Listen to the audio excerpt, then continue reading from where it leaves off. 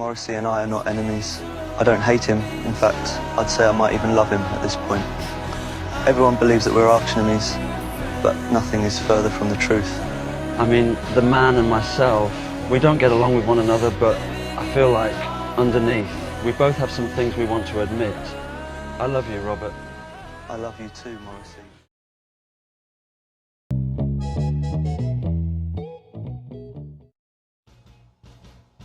In the 1980s, two bands came to define Britain's alternative music scene. On one side stood the Smiths, led by the outspoken and poetic Morrissey. On the other was The Cure, fronted by the mysterious and gothic Robert Smith. Although their music was different, the British press constantly compared them, portraying them as rivals competing for the same generation of listeners. Surprisingly, the feud didn't begin because of a backstage argument or a personal betrayal. In fact, Robert Smith and Morrissey barely knew each other. The rivalry was born almost entirely through interviews and newspaper headlines. The first major incident happened in July 1984. During an interview with The Face magazine, Morrissey was asked a provocative question: if you were locked in a room with Robert Smith, Marquis Smith, and one bullet, what would you do? Morrissey answered with dark humor, saying he would line them up so one bullet could hit them both. He then dismissed Robert Smith as a whinge bag, a British slang term describing someone who constantly complains or whines.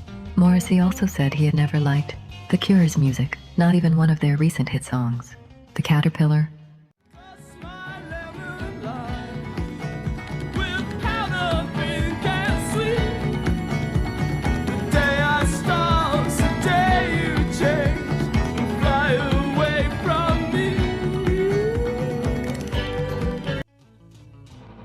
Morrissey didn't stop there.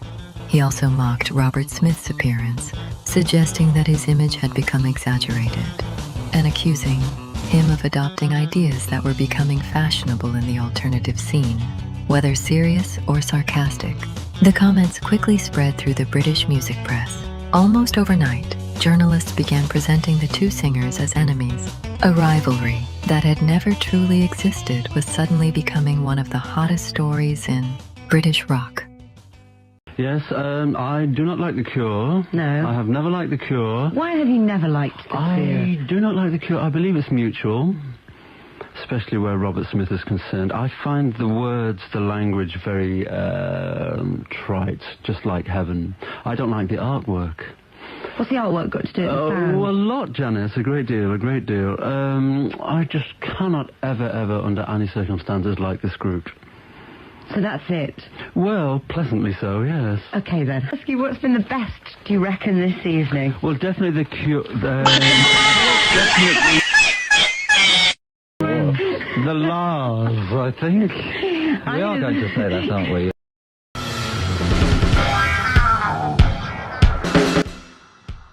British music press Robert Smith was left wondering why he had become a target. According to Smith, the two had barely met, and he couldn't understand what had provoked such hostility. At first, Robert Smith chose not to respond, but as journalists repeatedly asked him about Morrissey in interview after interview, he eventually decided to answer with sarcasm. During one interview, Smith joked that Morrissey was so depressing that if he didn't stop, he would end up making everyone around him miserable. I was looking for a job and then I found a job, and heaven knows I'm miserable now. What other groups actually are we talking about? The Smiths, perhaps? Well, the Smiths are an unfortunate comparison because I dislike them immensely. Why? But I just don't like him. I think he's really arrogant, mainly. He's like a professional intellectual. It's like the worst type of person. But I like other groups that have a more melancholic feel to them, like the Cocteau Twins and people like that. I actually enjoy listening to them. But I mean, we've had a deserved reputation in the past for being gloomy. I mean, we have been gloomy, none gloomier. But it's just that in the past couple of years, I felt sort of littler, happier, yeah. livelier. Yeah. Well, when you... Robert Smith occasionally dismissed Morrissey's criticism, insisting that he never understood why Morrissey disliked him in the first place. He repeatedly stated that they had never been friends, and never really had a personal relationship to destroy. Years later, Smith admitted that the media had played a huge role in keeping the feud alive. Every sarcastic comment was printed in magazines, repeated in newspapers, and discussed by fans, making the rivalry seem much bigger than it actually was. By the early 2000s, the rivalry had become part of rock history. Even people who had never listened to The Cure or the Smiths knew about the famous feud between Robert Smith and Morrissey.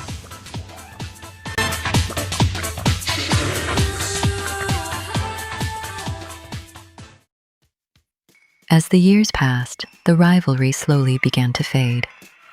Both Robert Smith and Morrissey continued making music, but journalists never stopped asking them about each other. Decades after the feud had begun, the story still refused to die. In 2019, Morrissey surprised many fans during an interview by looking back on his old comments about Robert Smith. He admitted that he had said unpleasant things decades earlier and added that he had never truly meant them. He even recalled meeting Robert Smith only once, briefly, in a pub near Buckingham Palace. 2 years later, Robert Smith was asked once again about the famous feud. His answer was calm. He described it as an imaginary feud, explaining that the media had exaggerated the conflict far beyond reality. According to Smith, he never understood why the rivalry had become so famous in the first place. Ironically, the two musicians never had a major public confrontation. They never fought face-to-face, never settled their differences in person, and never became close enough for a dramatic breakup. What kept the feud alive wasn't violence. It was interviews, headlines, and decades of public curiosity.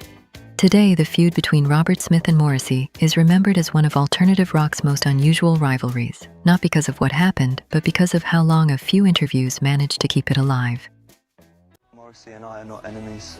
I don't hate him. In fact, I'd say I might even love him at this point. Everyone believes that we're arch enemies, but nothing is further from the truth. I mean, the man and myself, we don't get along with one another, but I feel like underneath, we both have some things we want to admit. I love you, Robert. I love you too, Morrissey.